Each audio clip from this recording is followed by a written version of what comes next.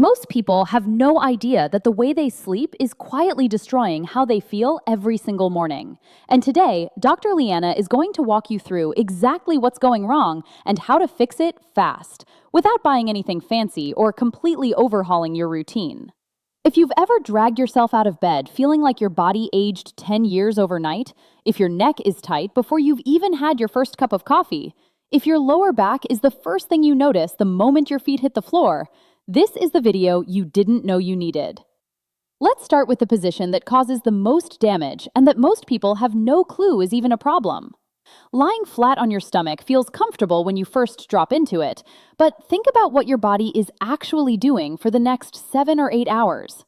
Your head has to rotate to one side just so you can breathe, which means your cervical spine is locked in a rotated position all night long. One side of your neck is compressed, the other is overstretched, and by morning, both sides are unhappy. On top of that, your abdomen, which is the densest and heaviest section of your torso, pushes down into the mattress and forces your lumbar spine into a deep, exaggerated curve. That arch puts sustained pressure on the small joints and discs in your lower back the entire time you're asleep. And because your chest is pressed against the mattress, your lungs can't fully expand, your breathing becomes shallow and inefficient, and you wake up feeling oddly fatigued even after a full night.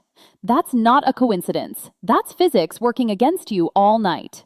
If stomach sleeping is your default, try starting in a different position. Yes, you might roll back during the night, and that's okay, but even spending the first couple of hours in a healthier position reduces the total time your spine spends under that stress, and you will feel the difference. Now let's get into side sleeping, because while it's generally one of the better options, most people do it completely wrong and end up trading one set of problems for another.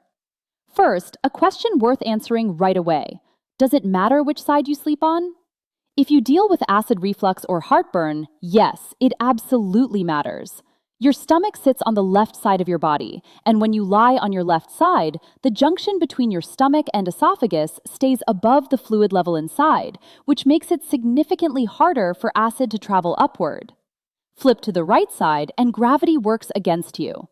It's a small detail that can completely change the quality of your sleep if reflux is an issue for you.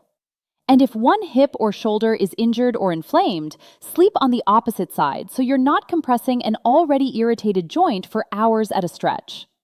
Now, here are the 3 things that go wrong most often in side sleeping and exactly how to correct each one. The first is your pillow situation, and it's almost always the culprit when someone wakes up with neck pain or morning headaches.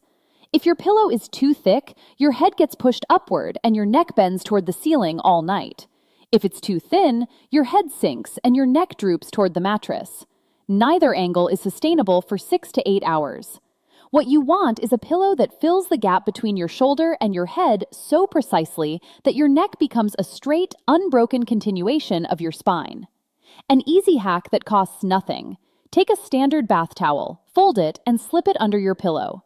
Add a fold to raise the height, remove one to lower it, and keep adjusting until it feels genuinely neutral.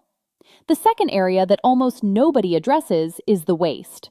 Your shoulders are wide, your hips are wide, but the waist between them is narrower, so when you lie on your side, that midsection sags downward toward the mattress. Your lower back ends up hanging in space, unsupported, for the entire night. A thin folded towel or small pillow tucked under your waist, right between your lowest rib and the top of your hip, fixes this completely.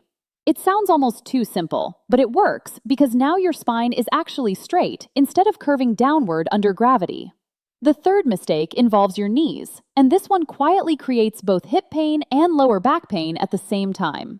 When your top leg rests directly on your bottom leg with nothing in between, the weight of that top leg tilts your pelvis downward and pulls your lumbar spine into a twisted position. Your knees are also pressing bone against bone all night, which is its own source of discomfort.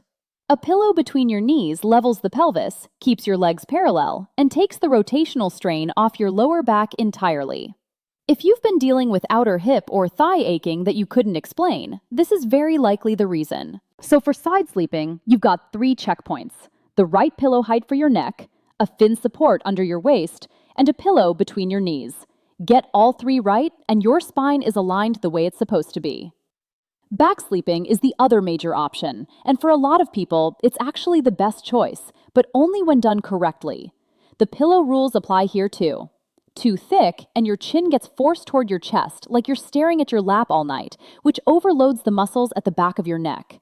Too thin, and your head tips backward, overextending the cervical spine in the other direction.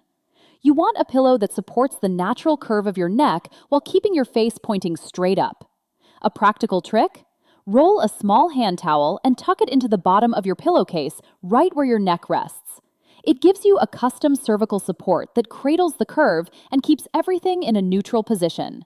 Now, the most important back sleeping tip of all, and this is the one that changes everything for people with chronic lower back pain. When you lie flat with your legs fully extended, there is a gap between your lower back and the mattress. You can slide an entire hand into that space. That gap exists because the muscles along the front of your thighs, when the knee is straight, pull on the pelvis and exaggerate the lumbar curve. All night long, your lower back is hanging in that arch, rather than resting in a supported, decompressed position. Place a pillow or a rolled blanket underneath your knees so they're slightly bent, and watch what happens. Those thigh muscles relax, the pelvis tips slightly back, and your lower back drops down toward the mattress. The curve normalizes. The tension releases.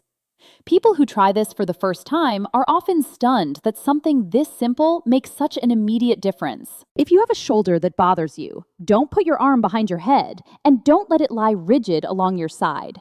Both positions load the joint. Instead, rest a small pillow beside you and let your arm lie on top of it, elbow slightly bent and hand relaxed, so the shoulder is in a neutral and unloaded position. Beyond the positions themselves, there are a few extra habits worth building. Before you turn off the light, run a quick mental check. Is your neck supported? Is your lower back sagging anywhere? Are your knees in the right position?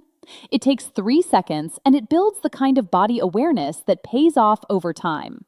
If you deal with outer hip pain, try this before bed.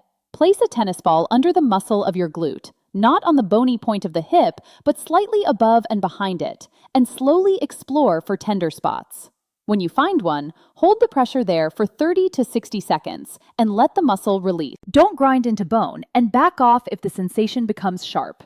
Most people feel genuine relief the very first time they try this. For lower back tension, lie on your back. Bring both knees to your chest, wrap your arms around them, and slowly rock from side to side for 30 to 60 seconds. This movement gently decompresses the lumbar spine and releases the accumulated tightness from hours of sitting or standing. Do it every night before you get into bed, and within a week, you'll notice it's easier to fall asleep and easier to move when you wake up. One last thing, avoid large meals in the 2 hours before sleep. A full stomach creates upward pressure on the diaphragm, restricts your breathing regardless of position, and if you're prone to acid reflux, it almost guarantees an uncomfortable night. So, to bring it all together, stomach sleeping puts your neck, your lumbar spine, and your breathing all under unnecessary stress and is worth moving away from. Side sleeping works well when your pillow is the right height, your waist is supported, and there's a pillow between your knees. And if reflux is an issue, default to the left side. Back sleeping is excellent when your pillow supports your neck without pushing your head forward, and when a pillow under your knees removes the arch from your lower back. Pick one change from everything you just heard and try it tonight. One change is all it takes to start waking up differently.